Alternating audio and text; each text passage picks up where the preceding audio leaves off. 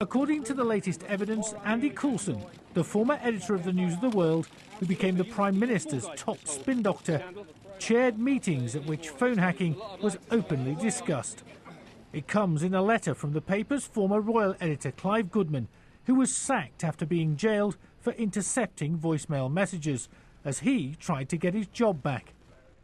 This practice was widely discussed, he says, in the daily editorial conference, until explicit reference to it was banned by the editor.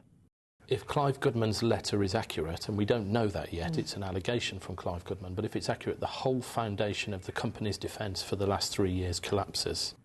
Goodman's letter, which also mentions the News of the World's former legal manager Tom Crone, was copied to the paper's long-time managing editor, Stuart Kuttner, and Les Hinton, the executive chairman of the parent company News International at the time. In it, Goodman says, Tom Crone and the editor promised on many occasions I could come back to a job at the newspaper if I did not implicate the paper or any of its staff in my mitigation plea. I did not, and I expect the paper to honour its promise to me. All of which, if true, pushes knowledge of phone hacking right to the top of the newspaper and beyond, and uncomfortably close to the ultimate bosses, the Murdochs. In written evidence to the Media Committee, that since he was sacked, he has been paid almost £250,000 by News International, and a private investigator who worked with Glenn Mulcair has received a similar sum to pay his legal fees, though that has now stopped. Mr Murdoch also faces renewed questions about what he knew and when.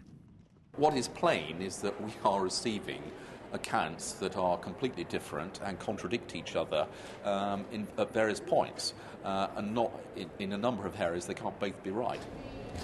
The extraordinary revelations contained in these documents and hundreds more seen by the Select Committee means it's now but certain that James Murdoch will have to come back here to answer more of their questions. But crucially, it looks as though Rupert Murdoch won't have to come back.